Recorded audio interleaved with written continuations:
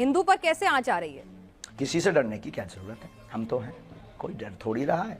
डर रहा होता तो इतना मुखर करके क्यों बोलता कोई? डर रहा होता तो इतना ताल ठोक कर ललकार कर कोई पूरे नेशनल मीडिया के सामने क्यों बोलता? कोई डर रहा होता तो सबका सामना क्यों करता? डर रहा होता तो आपसे डिबेट में बात, आपसे आपके प्रश्नों के क्वेश्चन के आंसर क्यों देता? ठीक है, तो अगर डर नहीं रहते तो हिंदू डर नहीं रहा, हिंदू जग रहा। ठीक है, आपके ऊपर हिंदुओं को बहुत भरोसा है। अच्छा आप कह रहे हैं, धन्यवाद। एक मिनट धीरेन्द्र जी, आप कार्यक्रम मत छोड़िए, बस मुझे 5 मिनट दे दीजिए। मेरे मुश्किल से 2-3 सवाल और हैं, ठीक है? अब आप इतने मुश्किल से मिले हैं तो आप और आपका और मेरा तो एक अलग रिश्ता भी नहीं, हम दोनों ही हमारे सामने बहुत कैमरा है, हम कार्यक्रम नहीं छोड़ रहे हैं, आप सामने आ जाओ, 2 से 3 तो मैं कह रही हूँ ना आपसे, बस मुझे एक बात बता दीजिए कि आप एक बात बता दीजिए, आपके अंदर लोगों की इतनी आस्था है, लोगों का इतना विश्वास है, लोग कह रहे हैं, मैं आप सोशल मीडिया जाएंगे तो बहुत सारे सवाल हैं आपके भक्तों के। हमने भी वहां पर धाम में जाकर भी भक्तों से पूछा, वो कह रहे हैं बाबा जी क्यों नहीं आ जाते सामने, बाबा जी क्यों नहीं जाके उनका चैलेंज स्वीकार कर लेते, दिक्कत क्या है? हमें बाबा जी पे पूरा भरोसा है, बालाजी महाराज पे पूरा भरोसा है, सांच को आंच कैसे? हमने चैलेंज एक्सेप्ट किया है। पहली बात तो उन्होंने कोई चैलेंज लीगली नहीं भेजा। अच्छा। ना कोई हमारे पास चिट्ठी भेजी, ना उन्होंने कोई अपना व्यक्ति भेजा। अब ये झूठी मूठ की बात है, कोई अपने घर के अंदर चूड़ी बजा करके नाचता रहे, नंगा नाचता रहे, हमें क्या लेना देना है? उनको दिक्कत है वो आ जाए। और रायपुर छत्तीसगढ़ हमारा क्षेत्र नहीं है कि हम घर में बैठ करके दुबक करके ललका लें। ये 3rd प्लेस है, ना उनके बाप का ना हमारे बाप का। आ जाए, कल भी दरबार लगना है, ठठरी। लेकिन धीरेन्द्र जी वो कह रहे थे क्या वो किसी न्यूट्रल बैकग्राउंड पे भी आने के लिए तैयार है? कोई ऐसी जगह जहां पर ना नागपुर हो, ना मध्य प्रदेश, छत्तीसगढ़ या छतरपुर धाम हो, कोई ऐसी जगह जो दोनों के लिए वो बता दें। हम तो शिमला चलेंगे, हम तो दिल्ली हम कह रहे हैं आप न्यूज नेशन आ जाइए, आपसे मुलाकात का भी मन है, आप न्यूज नेशन आ जाइए, रायपुर अनुकूल नहीं है, 250 किलोमीटर है, ये झूठी बात। आप न्यूज नेशन आ जाइए, श्याम मानव जी को भी बुला लेते हैं और हाथ कंगन को आरसी क्या क्यों आ जाए? हमारे मेहमान बनकर आइए। कुआं थोड़ी चल करके पैसे के पास जाएगा। अच्छा नहीं प्यासा कुआं। हाँ तो आप कह दीजिए कि आप जैसे यहाँ न्यूज नेशन उन्होंने कैमरा भेज दिया, सुरक्षा की गारंटी आपकी और उनकी है।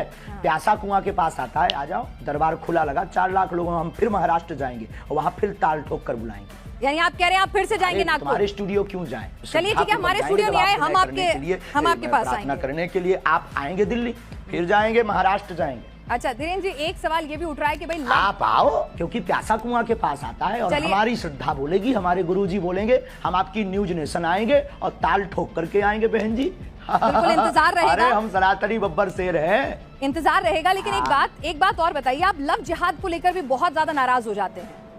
भाई प्यार तो किसी को किसी से किसी भी वक्त हो सकता है, प्यार में धर्म, जाति, समुदाय के बंधन कैसे? सबके लिए।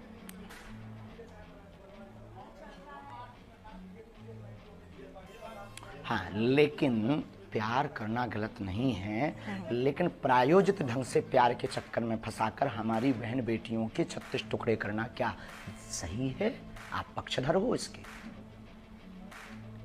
यानी आप हिंदू मुस्लिम की शादी के खिलाफ नहीं है, बस वो बताकर शादी करें, बताकर प्यार करें कि मैं मुसलमान हूं या मैं हिंदू हूं।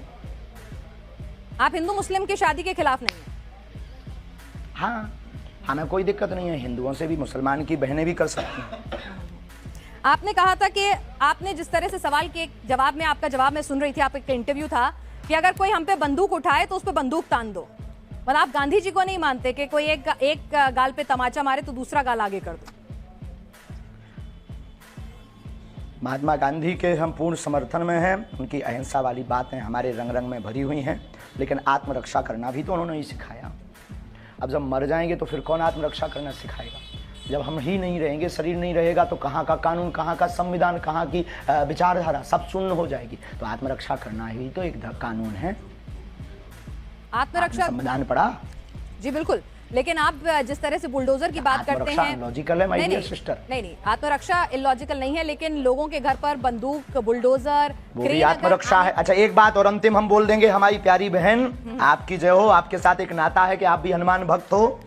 अंतिम बोल देते हैं कि आज हमको जिन जिन को दिखाना था पूरे भारत को, हमने दिखा दिया कि भ्रम फैलाना बंद कीजिए। और हम फिर कहते हैं कल का दरबार लगना है, उनको खबर भेज दीजिएगा, नहीं तो आज के बाद इस प्रकार से कोई भी बात नहीं करेगा उस आदमी के बारे में, उसको हम भगोड़ा घोषित कर देंगे। ठीक है, आप ये बताइए आप शादी कब कर रहे हैं?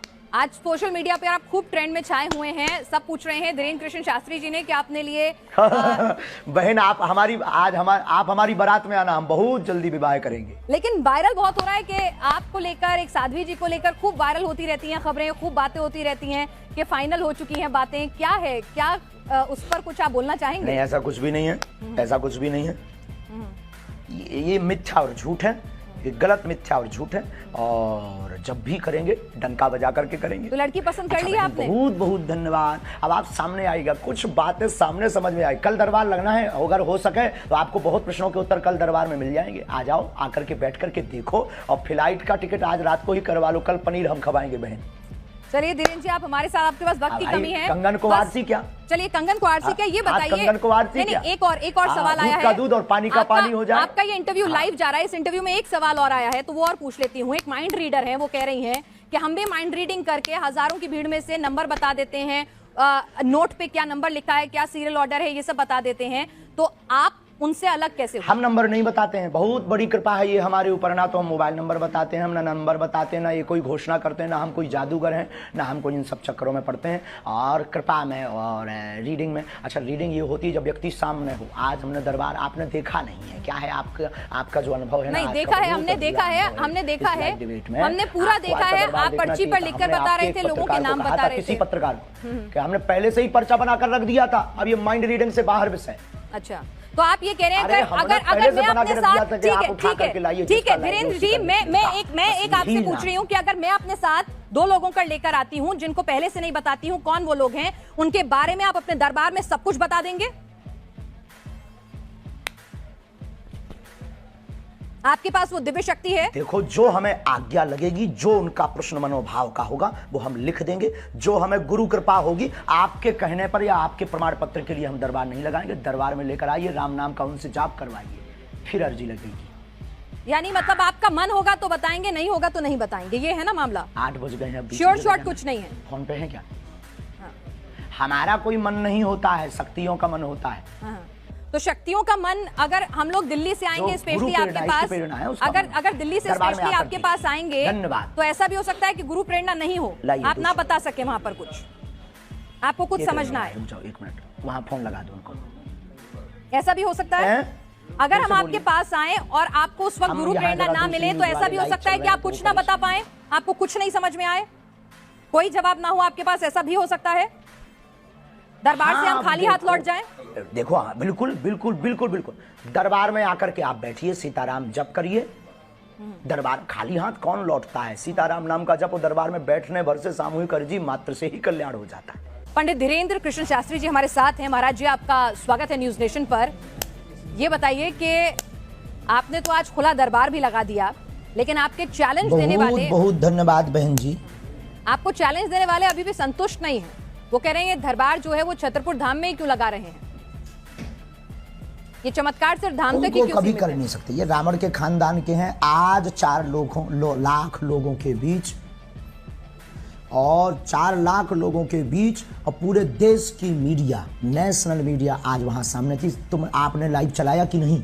लाइव चलाया होगा तो उसमें आज देखा होगा सनातन का झंडा गड़ गया, चुनौती देने वाले के मुंह पर तमाचा लग गया है। और आप, हमें सफाई देने की आवश्यकता नहीं है। जिसको जरूरत हो लिंक पर जाकर देख ले, अथवा कल फिर दरबार रायपुर छत्तीसगढ़ में लगेगा, उसको देख ले।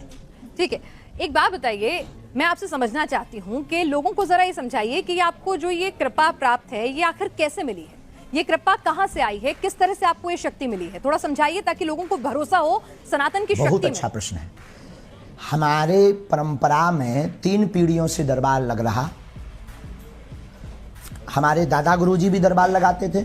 दादा गुरुजी के पूर्व में भी एक संत थे, वो भी उन पर भी कृपा थी। तीसरी पीढ़ी में हम हैं, और ये बचपन से ही हम बागेश्वर बालाजी के चरणों की सेवा में हैं। सनातन में मंत्रों की ताकत का प्रत्यक्ष प्रमाण बागेश्वर बालाजी का दिव्य दरबार है। भारत के इतिहास में पूरे नेशनल टीवी के सामने, चैनल के सामने आज तक किसी भी पादरी या मौलवी ने नहीं दिखाया होगा, लेकिन भारत के इतिहास में पहली बार आज रायपुर में बागेश्वर बालाजी ने झंडा गाड़ा है।